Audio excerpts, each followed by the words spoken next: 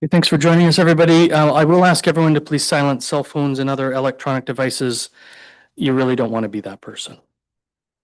You know the one who rings at a funeral. You don't want to be that one. I call this special council meeting to order on Friday, August 28th at 1 p.m. As we begin this afternoon's meeting, I wish to formally acknowledge the traditional keepers of this land, and in particular, our neighbors of the Alderville First Nation. We gather on the Gunshot Treaty lands of 1788. It was here, on these lands and along the shores of the great, beautiful lake called Ontario in Wyandot or Huron, that the Mississauga and Anishinaabe met with the Crown to facilitate the opening of this territory for settlement. Today, we meet as treaty people under the Williams Treaty Settlement of 2018, a modern affirmation of treaty rights and responsibilities that continues to guide our shared stewardship of these lands and waters. And may it offer a reminder that we work together in partnership and friendship with all the people of Turtle Island, which we call North America. I will need a motion. Do we have the motion forms? It's okay. I'll need a motion to approve the agenda for August 28th, 2026 special council meeting as presented. It's moved by Councillor McCausland, second. Councillor Butwell, any discussion? All in favor? Any opposed? That motion's carried. Members of council, have you any declarations of interest? And if so, please state the general nature thereof. There are none noted. It is 1:02 p.m. We will recess this special council meeting until the arrival of the town supervisor and Mrs. Maley from Brighton, New York. It should be about 10 minutes, we hope.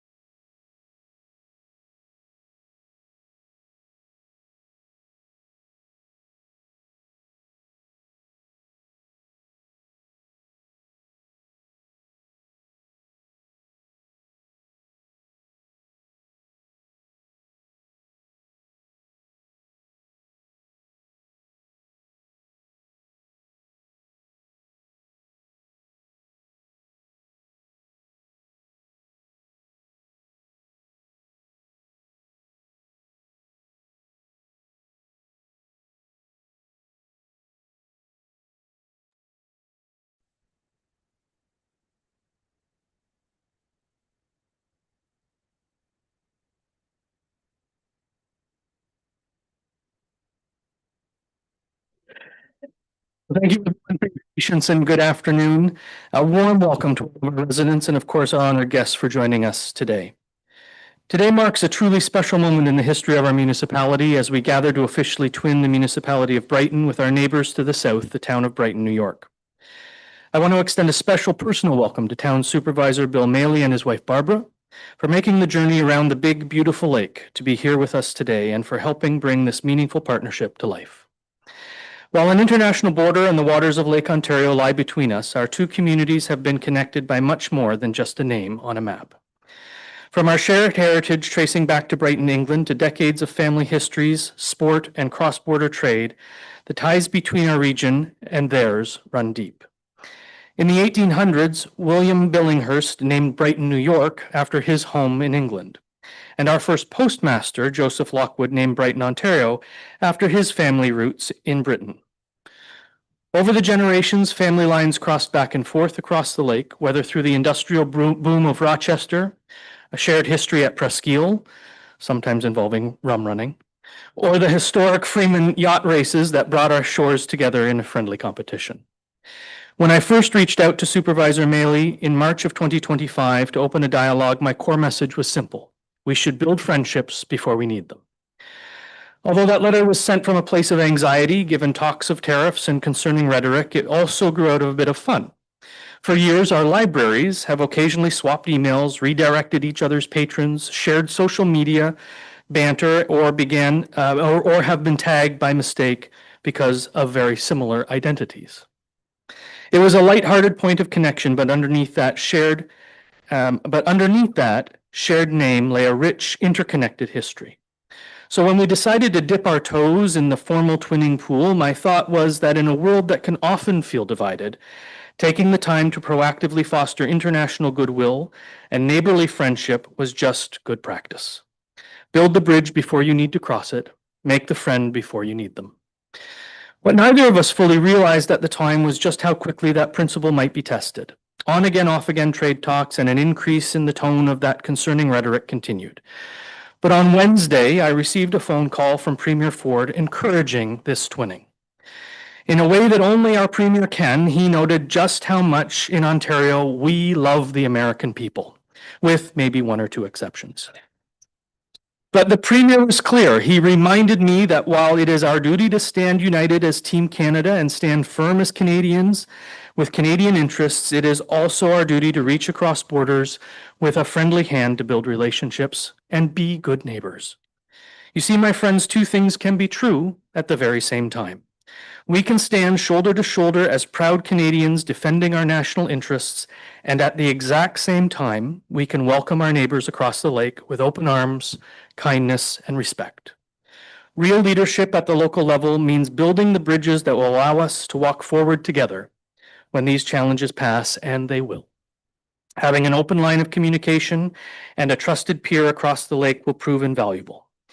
Being able to pick up the phone, share perspectives, and know there is a community directly across the water rooted in the same values of stewardship, pride, and public service reminds us that we don't and can't operate in isolation. Looking ahead, this twinning charter is far more than a ceremonial piece of paper. It is a working commitment for our future. By signing this charter today, we are opening doors for future exchanges between our schools, our cultural groups, our local businesses, and our civic organizations. We are creating opportunities for our youth to learn about cross-border history, for our institutions to collaborate on Great Lakes stewardship, and for our residents to celebrate what makes both of our Brightons unique. When we build strong relationships rooted in goodwill, mutual respect, and neighborly spirit, our communities become more resilient, more connected, and better prepared for whatever our future holds. As the great dearly departed Dolly Parton once said, we can't just hope for a brighter future, we have to work for a brighter future. Today, by signing this charter, we are putting that work together. So again, thank you to Town Supervisor Bill Maley and to you, Barbara, the staff on both sides of the border who helped connect us, in particular Deputy Clerk Birch for your hard work to make this charter and today happen, our council and the Brighton Town Board, and everyone here today who believes in the power of community friendship. It is an honor to sign this charter with Bill and with our community's support. And now it gives me great pleasure to introduce Brighton, New York Town Supervisor Bill Maley.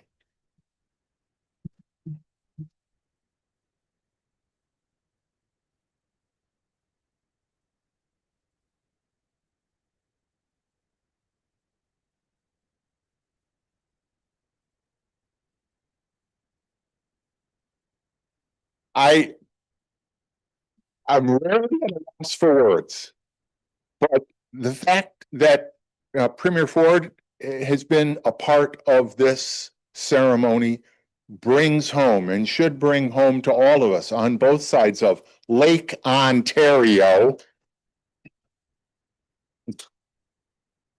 just how important this day is.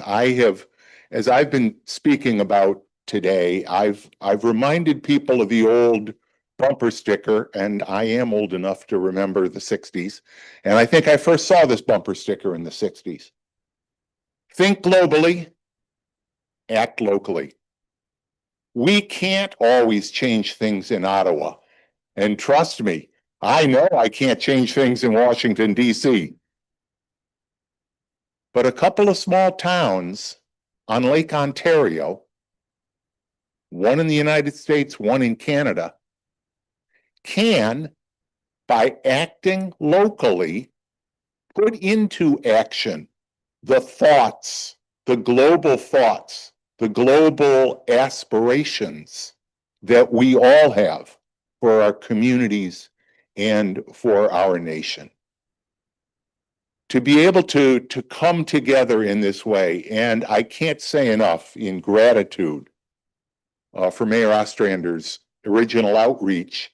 When he told me he had reached out to all of the Brightons on our side of the border, that rang home because I have lived along the border my entire life. I grew up in Detroit, hockey town. About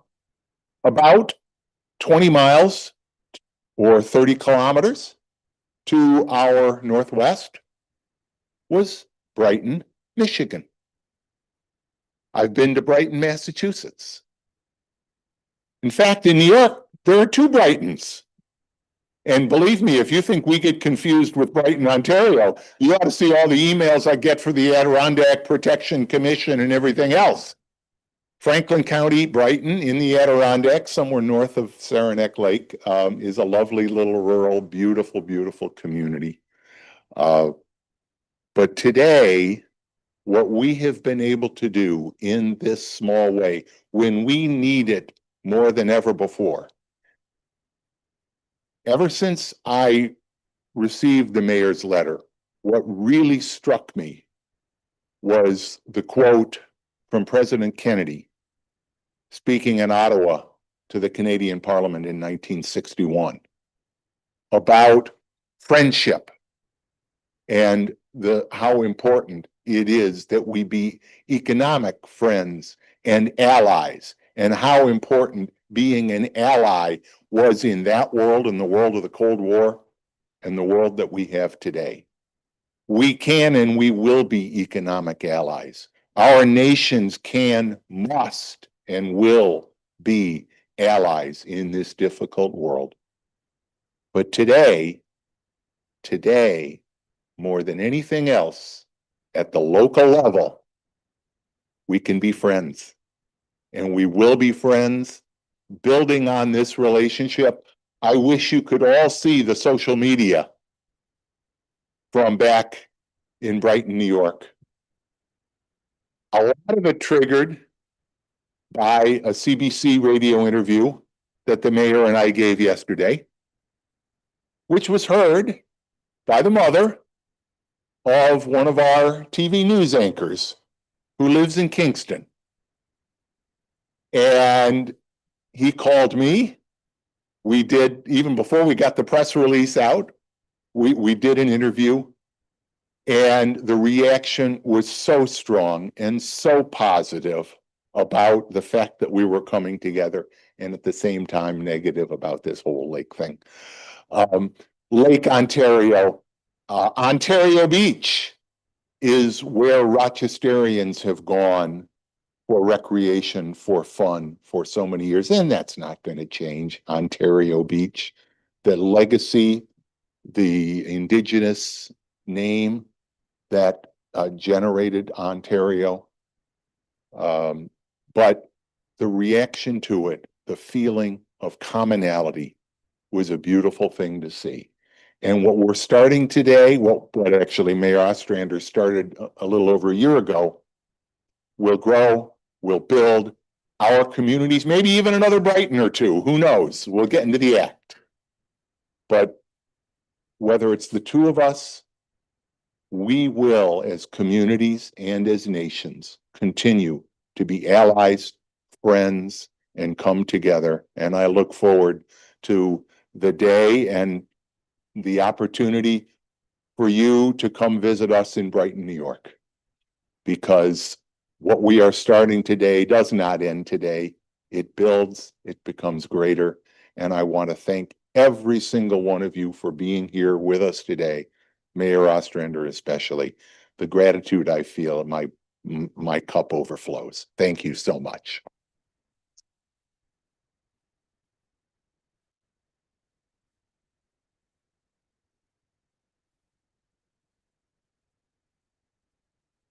Now, if I'm reading the agenda correctly, I'm calling on our history guy, Dan Buchanan, to give us a little tour around the history of these two communities and maybe how we share some history.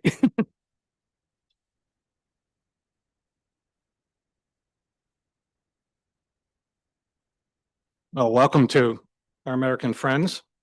Welcome to Brighton. I kind of fancy myself a historian, and I stay in my lane. So none of that other stuff. I'm going to just mention a few things about the connections historically between our two Brightons.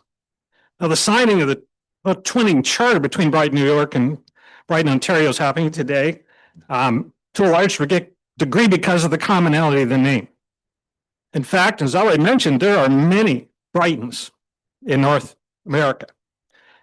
And I kind of developed the idea that most of them are named after Brighton, England, because for so long, Brighton, England was known widely as a very popular seaside resort where the royals showed up. And in the case of these two Brightons, it's very clear to say both were named after Brighton, England.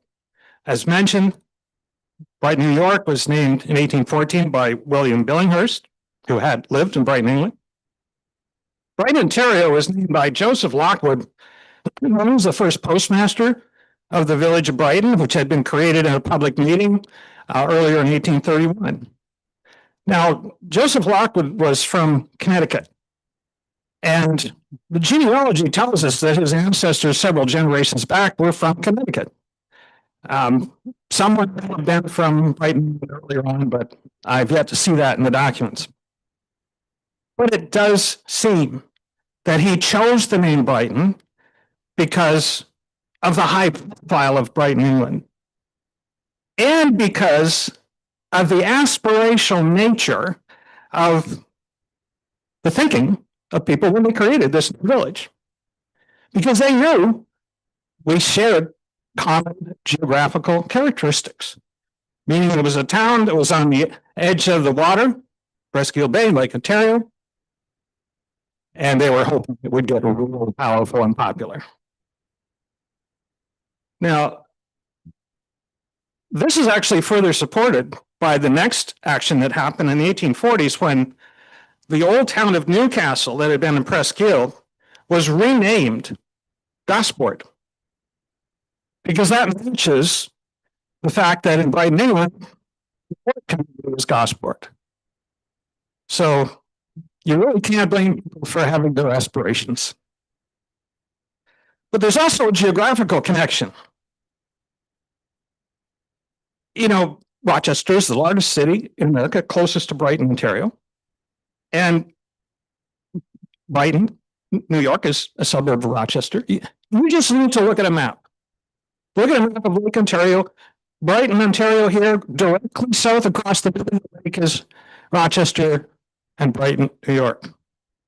Now, that may not seem important today, but back in the day of schooner traffic, water connections were really critical. I think they were close together. However, there's another connection between the two Brightons. And this connection actually a lot of small connections that can be called family connections. Over several decades, I've done a lot of genealogy research, family tree research for families that lived around in the Brighton, Ontario area. And time after time, I came up with a common element. In that period of from like the 1880s on up into the early decades of the 1900s, many young people in Brighton, Ontario, when they were of a young age looking for jobs, they would head across the lake to Rochester because they knew that there were jobs there in the industrial base of Rochester. And seeing many examples of this with different families in Brighton, I began to understand the importance of these connections that created. The families that still lived in Brighton stayed here. The younger generation that moved to Rochester and Brighton, New York. And also, I'm not going to get into details, but I've seen documents for many young people that moved to Rochester from Brighton, Ontario. And within just a few years of immigrating, in the census records, they have jobs that could be called, what is it? One is optics engineer or film handler. The industrial complex around Rochester developed largely because of the growth, the massive growth of the Kodak company. And of course, the popularity of those cameras that everybody loved. There were thousands of jobs created there. And people flocked to that location to take advantage of the prosperity. And so many of those people that came to Rochester for that reason came from Brighton, Ontario. And the younger generation came to the Rochester area, got their jobs, settled down, were prosperous, and eventually were able to afford a house in the suburbs. One of those suburbs being Brighton, New York. So there are connections between our town. Some of them we have to look for. But it's lovely to have our folks from Brighton, New York here today. Thanks very much.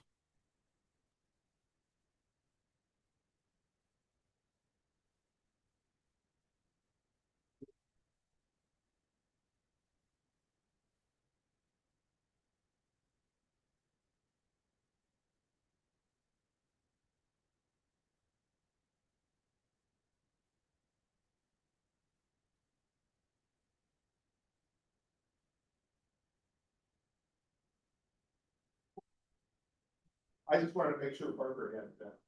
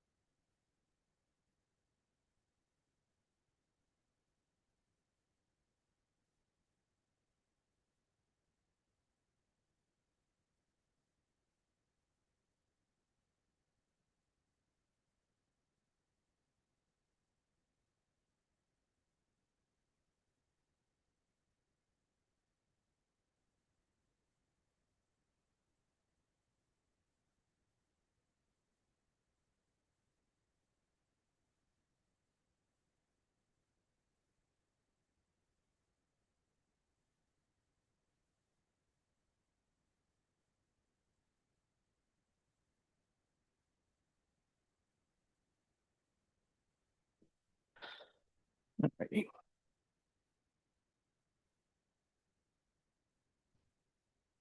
Well, Well, as is our wont, is there anyone present who has a question with anything that appeared on this afternoon's agenda? I didn't think so. I have a motion moved by Councillor Rowley, seconded by Deputy Mayor Anderson, that council gives a bylaw its first, second, and third reading, and finally passes on this date, being a bylaw to confirm the proceedings of the corporation of the Municipality of Brighton Council meeting held on August 28th, 2026. Is there any discussion? Those in favor?